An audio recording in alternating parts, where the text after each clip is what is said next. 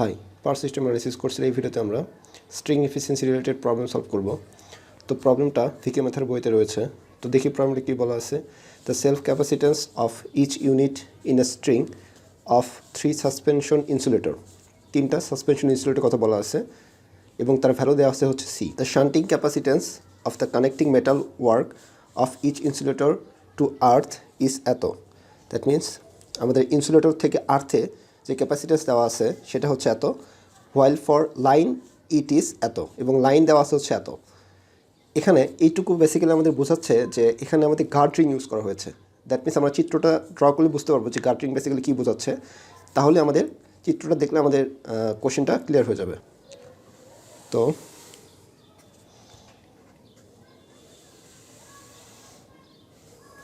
এটা হচ্ছে আমাদের টাওয়ার,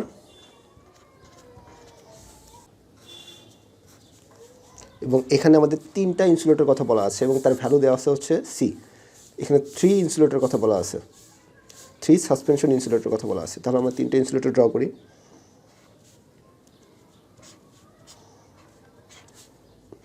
একটা, দুইটা অ্যান্ড 3টা ইনসুলেটর কথা বলা আছে। এবং এখানে আমরা জানি এখানে তার ঝোলানো থাকে। দ্যাট মিনস এটা হচ্ছে আমাদের লাইন, এটা হচ্ছে আমাদের লাইন। এবং আরেকটা বিষয় এখানে বলে দেওয়া আছে যে তাহলে এখানে দ্য শান্টিং ক্যাপাসিটেন্স ইজ এত, the shunting capacitance of the connecting metal work of each insulator to earth. That means আমাদের শান্ট ক্যাপাসিটেন্স এবং সেটা আছে হচ্ছে আর্থে। আমরা জানি এটা হচ্ছে আমাদের টাওয়ারটা অবশ্যই আমাদের আর্থ করা থাকে, এটা আমরা ইতিমধ্যে জানি। তাহলে বেসিক্যালি আমাদের এই যে ভ্যালুটা শান্টিং ক্যাপাসিটেন্স এবং যেটা আর্থের সাথে কানেক্ট করা আছে সেটার ভ্যালু দেওয়া আছে হচ্ছে এইটা, সেটার ভ্যালু দেওয়া আছে হচ্ছে আমাদের 0.15 এত সি। ঠিক সিমিলারলি এখানে একটা ক্যাপাসিটেন্স আসে, আমরা যখন এই থিওরিটা দেখেছিলাম সেখানে আমরা বিস্তারিত আলোচনা করেছিলাম। এটার ভ্যালু হচ্ছে 0.1.5 সি, এবং এখানে আরেকটা ক্যাপাসিটেন্স আসবে, এটার ভ্যালু হচ্ছে 0.1.5 সি। আরেকটা বিষয় বলে দেওয়া আছে এখানে, এবং হোয়াইল ফর লাইন, এবং লাইনের জন্য, এবং while for line it is এত। দ্যাট মিনস লাইন ক্যাপাসিটেন্সের ভ্যালু এখানে উল্লেখ করতেছে যে আমাদের যখন লাইনে থাকবে তখন সেই ক্যাপাসিটেন্স ভ্যালু হচ্ছে এত। দ্যাট মিনস এখান থেকে আমাদের লাইন ক্যাপাসিটেন্স চলে আসবে। দ্যাট মিনস এখান থেকে একটা ভ্যালু ক্যাপাসিটেন্স আসবে এবং এখান থেকে আরেকটা ক্যাপাসিটেন্স আসবে, এবং সেটার ভ্যালু দেওয়া আছে হচ্ছে 0.1 সি। এটা হচ্ছে 0.1 সি। এটাকে বলা হচ্ছে আমাদের লাইন ক্যাপাসিটেন্স।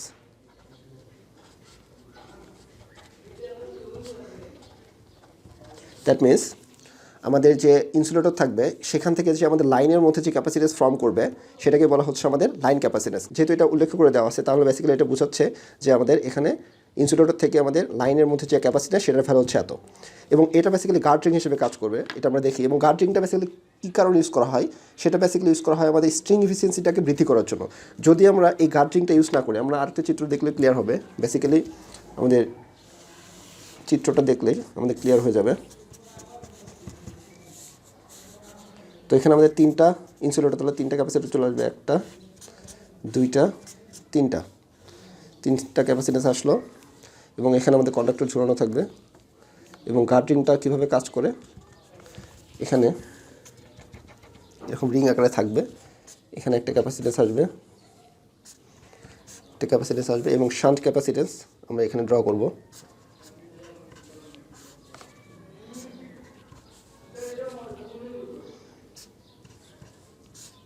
দ্যাট মিনস আমাদের এই যে এটা কিন্তু আমরা ইতিমধ্যে যতগুলো প্রবলেম সলভ করেছিলাম সেখানে কিন্তু আমাদের এই ক্যাপাসিটেন্সটা ছিল না, এটা আমরা এক্সট্রা অ্যাড করলাম। এটা এক্সট্রা অ্যাড করার ফলে আমাদের স্ট্রিং এফিসিয়েন্সিটা বাড়বে। যদি আমাদের এই 2টা ক্যাপাসিটেন্স আমরা ইউজ না করতাম, দ্যাট মিনস আমরা অ্যারেঞ্জমেন্ট এমনভাবে করবো যাতে এখানে একটা ক্যাপাসিটর ফর্ম করে।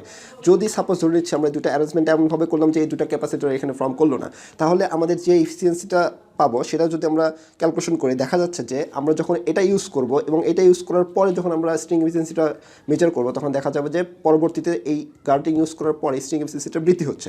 তাহলে এটা কিন্তু আমাদের বেনিফিট, সেই জন্য আমরা এই প্রবলেমটা সলভ করতেছি। এবং যখন আমাদের এই লাইন কথাটা উল্লেখ থাকবে তখন এই যে ক্যাপাসিটরের ভ্যালু দেওয়া থাকবে সেটা বেসিক্যালি আমাদের ইনসুলেটর থেকে লাইনের মধ্যে ক্যাপাসিটরের ভ্যালুটা প্রকাশ করতেছে। সেই জন্য আমরা এই চিত্রটা এভাবে ড্র করব। ওকে, তাহলে আমাদের চিত্র বোঝা কমপ্লিট। এবং এটার ভ্যালুগুলো আমরা এখন লিখে নিই। এটা হচ্ছে 0.1 সি, এটাও ভ্যালু 0.1 সি, এটার ভ্যালু হচ্ছে 0.15 সি, এটা হচ্ছে 0.15 সি, এটা হচ্ছে 0.15 সি। এবং আমাদের বলে দেওয়া আছে যে 3টা সাসপেনশন ইনসুলেটরের ভ্যালু হচ্ছে সি করে, তাহলে এটাও সি, এটাও সি এবং এটাও সি। তাহলে এভাবে চিত্রটা কাজ করতেছে। আমাদের গার্ড রিং ইউজ করলাম যাতে করে আমাদের স্ট্রিং এফিসিয়েন্সিটা বৃদ্ধি হয়। এখন আমাদের কারেন্টের ভ্যালুগুলো একটু প্রকাশ করতে হবে। এটা আমাদের ছোট হাতের I3, এটা আমরা চিত্রতে জানি, আর এটা হচ্ছে আমাদের বড় হাতের I3, এবং এটা আমাদের ছোট হাতের I2, এবং এদিক দিয়ে যে আমাদের যে গার্ড রিং ইউজ করলাম সেটার মধ্যে দিয়ে কারেন্ট আসবে হচ্ছে আমাদের I2 প্রাইম ধরে নিচ্ছি, এবং এটার মধ্যে দিয়ে আমরা জানি কারেন্ট হচ্ছে I1, ছোট হাতের I1, এটাকে আমরা I1 প্রাইম ধরে নিচ্ছি, এবং এটার মধ্যে দিয়ে কারেন্ট যাচ্ছে হচ্ছে আমাদের I2, এবং এটার মধ্যে দিয়ে কারেন্ট যাচ্ছে হচ্ছে আমাদের I1। তাহলে এখানে বেসিক্যালি আমাদের এটার অ্যাক্রসের ভোল্টেজ হচ্ছে V1, এটা V2, এবং এটা অ্যাক্রসের ভোল্টেজ হচ্ছে V3। এটা এখন আমরা ক্যালকুলেশন করব, V1, V2 and V3, এটা আমরা ক্যালকুলেশন করে দেখব যে কীরকম আসতেছে। আমাদের ক্যালকুলেশন করতে হবে the voltage across the insulator as a percentage of the line voltage to the earth. তাহলে আমাদের V1, V2, V3 ক্যালকুলেশন করতে হবে, এবং সেটা হচ্ছে কত পার্সেন্টেজ থাকবে, টোটালের কত পার্সেন্টেজ থাকবে সেটা আমরা ক্যালকুলেশন করতে হবে, এবং পরবর্তীতে স্ট্রিং এফিসিয়েন্সি ক্যালকুলেশন করতে হবে। তা আমরা দেখলেই বুঝতে পারবো যে এটা কীভাবে ক্যালকুলেশন করা হচ্ছে। তো এটা বেসিক্যালি আমাদের জাংশন এ, এটা হচ্ছে আমাদের জাংশন বি, এটা হচ্ছে আমাদের জাংশন সি। তাহলে আমরা জাংশন এতে কাজ করব। সিম্পলি অ্যাট জাংশন এ, আমরা জাংশন এতে কাজ করব। এই জাংশনে দেখতে পাচ্ছি দুইটা কারেন্ট আসতেছে, এখানে I2 এবং I1 প্রাইম আসতেছে এবং দুইটা চলে যাচ্ছে, দ্যাট মিনস কেসিএল অ্যাপ্লাই করব, দুইটা ইনকামিং কারেন্ট আর দুইটা আউটগোয়িং কারেন্ট। তাহলে ইনকামিং কারেন্টের যোগফল I2 প্লাস I1 প্রাইম, তাহলে এখানে আসতেছে হচ্ছে আমাদের I2 plus I1 prime is equal two থাকতেছে হচ্ছে I1 প্লাস ছোট হাতের I1 প্লাস বড় হাতের I1, তাহলে বড় হাতের I1 প্লাস ছোট হাতের I1। জাস্ট এটা এখন আমরা ক্যালকুলেশন করব। আমরা জানি কি V is equal two IXC, তাহলে সেখান থেকে আমরা যদি I সমান লিখি তাহলে V বাই XC, আর XC সমান আমরা জানি কি V বাই XC সমান জানি হচ্ছে 1 বাই ওমেগা C, তাহলে V divided by 1 by omega হচ্ছে 2 পাই FC। অথবা আমরা যদি সরাসরি এটা নিয়ে কাজ করি তাহলে সেক্ষেত্রে আমাদের লিখতে পারবো হচ্ছে V ওমেগা C।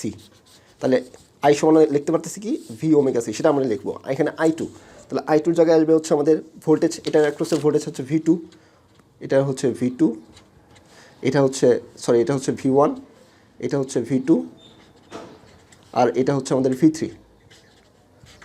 তাহলে যেহেতু আমাদের I2 যাচ্ছে কারেন্ট I2, তাহলে এক্ষেত্রে আমাদের ভোল্টেজ আসবে কত V2, তাহলে এখানে আসবে হচ্ছে আমাদের V2 ওমেগা C প্লাস এখানে আসতেছে হচ্ছে আমাদের I1 প্রাইম। তো বোঝার সুবিধার্থে চিত্রটা এখানে আমি আবার ড্র করে দিচ্ছি।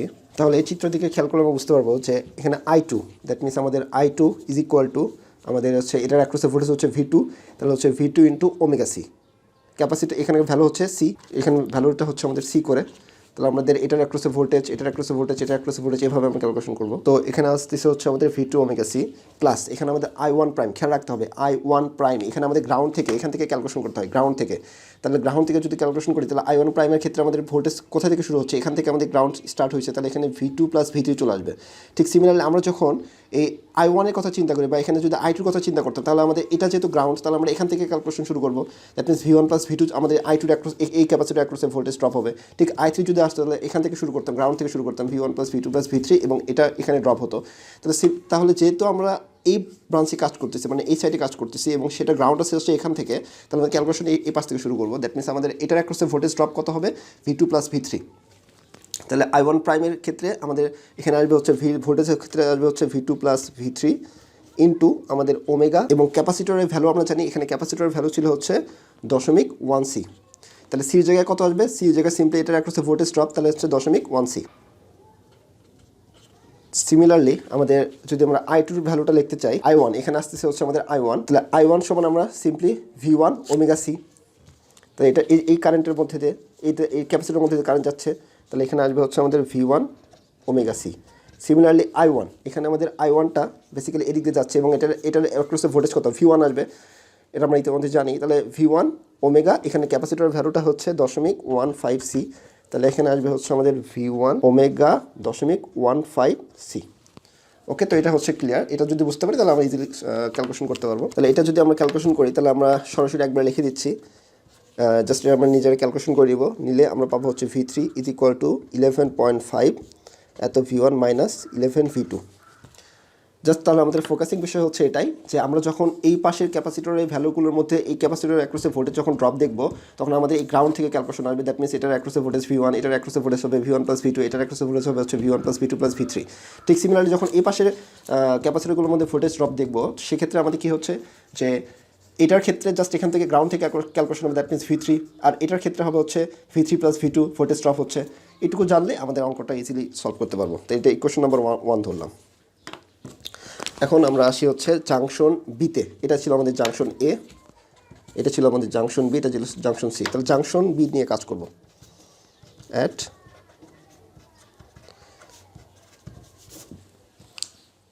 জাংশন বিতে আমাদের কেসিএল যদি অ্যাপ্লাই করি তাহলে দেখতে পাচ্ছি যে এখানে ইনকামিং কারেন্ট হচ্ছে এটা এবং এটা, that means I3 plus I2 prime, ছোট হাতের I2 prime is equal to আর দুইটা outgoing current, that means I2 plus I2, বড় হাতের I2 প্লাস ছোট হাতের I2। তাহলে এখানে আমাদের I3, দ্যাট মিনস আমাদের এটার অ্যাক্রসে কারেন্ট যাচ্ছে হচ্ছে এই ক্যাপাসিটির অ্যাক্রসের মধ্যে কারেন্ট যাচ্ছে হচ্ছে I3 এবং এটার অ্যাক্রসে ভোল্টেজ হচ্ছে V3। তাহলে আমাদের কী আসতেছে এখানে জাস্ট আমরা ইকুয়েশন এই সূত্রটা অ্যাপ্লাই করবো। দ্যাট মিনস এখানে আসবে হচ্ছে আমাদের V3 ইন্টু এটার অ্যাক্রসে ভোল্টেজ V3 ইন্টু ওমেগা, ক্যাপাসিটির ভ্যালু হচ্ছে সি প্লাস I2 প্রাইম, আমরা খেয়াল করে I2 প্রাইম এবং এটার অ্যাক্রসে ভোল্টেজ হচ্ছে V3। তাহলে এখানে আসবে হচ্ছে আমাদের V3 এবং ক্যাপাসিটরের ভ্যালু হচ্ছে এটা 0.1C করে, তাহলে ওমেগা 0.1C। এইটা ইজ ইকুয়াল টু আমাদের I2, এটা হচ্ছে আমাদের I2 এবং এটার মধ্যে ভোল্টেজ হচ্ছে V2। তাহলে এখানে আসবে হচ্ছে আমাদের V2 ওমেগা সি। তো এখন আসে হচ্ছে আমাদের I2তে, দ্যাট মিনস এটার মধ্যে দিয়ে কারেন্ট এবং এটার মধ্যে দিয়ে কারেন্ট হচ্ছে গ্রাউন্ড এখান থেকে শুরু হচ্ছে। তার মানে এখান থেকে ক্যালকুলেশন করবো V1 প্লাস V2, এটার অ্যাক্রসে ভোল্টেজ ড্রপ হচ্ছে V1 প্লাস V2 এবং ওমেগা এবং ক্যাপাসিটরের ভ্যালু হচ্ছে 0.15C। ওকে, তাহলে এটা বোঝা আমাদের কমপ্লিট। তো এটা যদি বুঝতে পারি তাহলে এটা আমরা নিজেরা এখন সিম্পলি জাস্ট যোগ বিয়োগ করবো, ক্যালকুলেশন করবো। তাহলে ক্যালকুলেশন করে এখান থেকে পাবো হচ্ছে আমাদের 11.1 V3 is equal two 1.15 V2 plus 0.15 এত V1। তো এটা আমাদের ইকুয়েশন নাম্বার 2। তখন আমরা 2 নম্বর ইকুয়েশন থেকে কি লিখতে পাচ্ছি যে 2 নম্বর ইকুয়েশন থেকে লিখতে পাচ্ছি যে আমরা এখানকার 1 নম্বরে যে V3টা ক্যালকুলেশন করেছিলাম সেটা এখানে কি ছিল V1 আর V2। তাহলে এখানে যদি আমরা এটা বসাই দিই তাহলে ইকুয়েশনটা কিসে চলে আসবে, V1 আর V2তে চলে আসবে। তাহলে প্লিজ আমাদের V3টার জায়গায় আমরা এই ভ্যালুটা বসাবো, এই ভ্যালুটা এখানে বসাবো। দ্যাট মিনস আমাদের 11.1 এবং V3 হচ্ছে 11.5 V1 মাইনাস 11 V2। জাস্ট আমরা সিম্পল ক্যালকুলেশন করবো এখানে 1.15 V2 প্লাস 0.15 এত V1। এটা আমরা V3 ভ্যালুটা এই V3 1 নম্বরে V3 যে ভ্যালু সেটা আমরা 2 নম্বর ইকুয়েশনে বসালাম। তাহলে সেখান থেকে আমরা ক্যালকুলেশন করে লিখতে পারবো হচ্ছে 13.25 এত V2। তাহলে এখানে জাস্ট V আর V2 থাকবে, V2 আর V1 থাকবে, এত V2 ইজ ইকুয়াল টু 12.5 এত V1। তাহলে সেখান থেকে আমরা V2 সময় লিখতে পারবো 12.5 ডিভাইডেড বাই 13.25 এত V1। ইকুয়েশন আমরা 3 ধরে নিলাম এটাকে। তার মানে 1 নম্বর ইকুয়েশন দিকে খেয়াল করে বুঝতে পারবো যে এখানে V1 ছিল এবং V2 ছিল। তাহলে এখানে যদি V2 ভ্যালুটা আমরা বসাই দিই তাহলে সবগুলো কিন্তু V1 এ চলে আসবে। তাহলে এখান থেকে আমরা 1 নম্বর থেকে যদি লিখি যে V3 is equal two 11.5 V1 minus 11 এবং V2 ভ্যালু হচ্ছে এত, তাহলে এই V2 ভ্যালুটা হচ্ছে 12.5 এত V1 ডিভাইড বাই 13.25। তাহলে কিন্তু সব এখানে V1 এ চলে আসলো। তাহলে এটাকে আমরা ক্যালকুলেশন করলে আমরা পাবো হচ্ছে V3 is equal to 14.4 divided by 13.25 এত V1। এটা পাবো হচ্ছে আমাদের V3 ভ্যালু। তাহলে আমরা যদি খেয়াল করি এখানে আমাদের বের করতে বলছে percentage of the as a percentage of the line voltage to earth, এবং লাইন ভোল্টেজ টু আর্থের ভোল্টেজের কত পার্সেন্ট এখানে ড্রপগুলো হবে V1 V2 V3। That means আমাদের লাইন ভোল্টেজ থেকে আর্থের মধ্যে এটা হচ্ছে line voltage two earth, total ভোল্টেজের কত পার্সেন্ট ড্রপগুলো এই প্রতিটা এই capacitor that means V1 V2 V3 বের করবো আলাদা আলাদা করে। দ্যাট মিনস আমাদের টোটাল লাইন টু আর্থ ভোল্টেজের কত পার্সেন্ট এখানে ড্রপ হচ্ছে, কত পার্সেন্ট এখানে ড্রপ হচ্ছে, কত পার্সেন্ট এখানে ড্রপ হচ্ছে। তাহলে আমাদের লাইন টু আর্থ টোটাল আমাদের ভোল্টেজ হচ্ছে লাইন টু আর্থ। তাহলে এটা আমরা বের করবো। Now voltage between conductor and আর্থ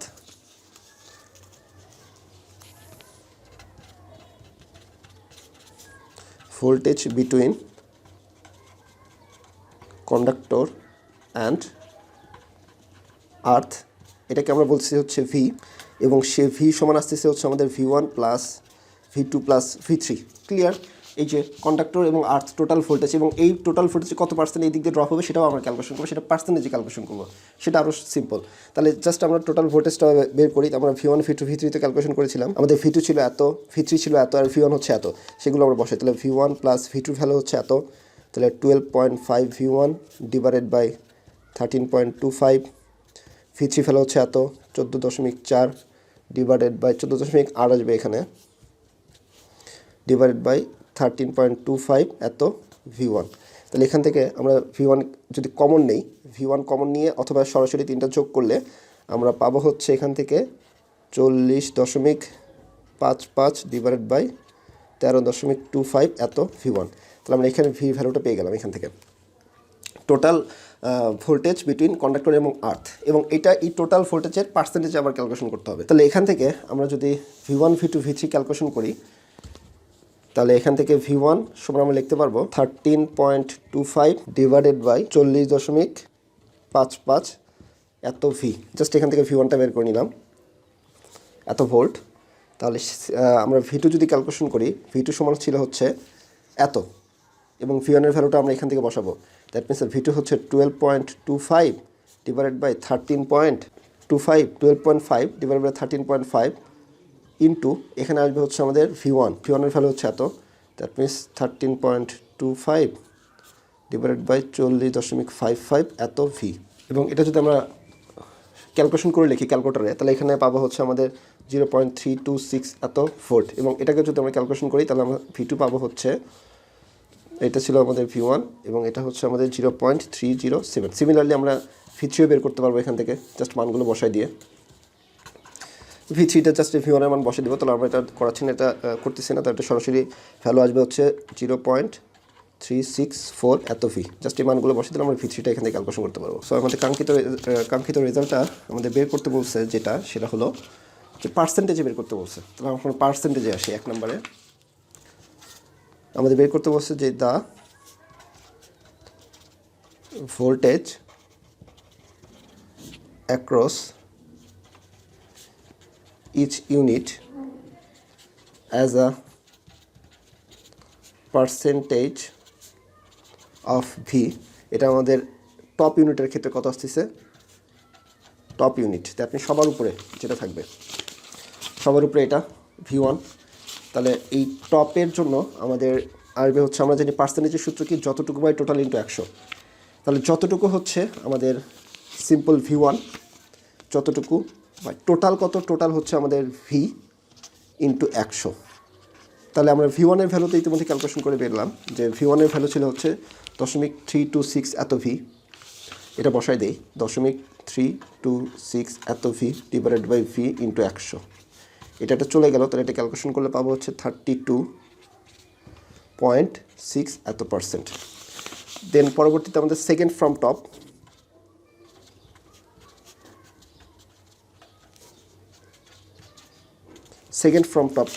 আমরা খেয়াল করি এটা, দ্যাট মিনস এটার অ্যাক্রসে ভোল্টেজ V2। তাহলে যতটুকু বাই টোটাল ইন্টু 100, তাহলে যতটুকু হচ্ছে V2, যতটুকু টোটাল কত, টোটাল ভোল্টেজ ভি, এই টোটাল ভোল্টেজের পার্সেন্টেজ বের করতেছি আমরা, সেই জন্যই তো এতক্ষণ আমরা এইগুলো ক্যালকুলেশন করলাম। টোটাল ভোল্টেজ যতটুকু by total into 100। Similarly V2 আমরা ক্যালকুলেশন করেছিলাম, এখানে ভি আসবে 0.307 এত ভি, নিচে তার টোটাল ভোল্টেজ ভি ইন্টু 100 এত ইজ ইকুয়াল আমরা পাবো হচ্ছে 30.7 এত পার্সেন্ট। এবং আমাদের third from top V3 by V আমরা দেখলে বুঝতে পারবো চিত্রতে, এবং এটার ভ্যালু আমরা সরাসরি লিখতেছি 36.4 এত পার্সেন্ট। সিমিলারলি জাস্ট সেম প্রসিডিওরে এখানে V3 আমরা নিচের ক্যালকুলেশন করে নেব। তাহলে এটা আমরা পেলাম হচ্ছে পার্সেন্টেজে, টোটাল ভোল্টেজে কত পার্সেন্ট এখানে ড্রপ হচ্ছে। 2 নম্বরে আমাদের স্ট্রিং এফিসিয়েন্সি বের করতে বলছে। তাহলে আমাদের স্ট্রিং এফিসিয়েন্সি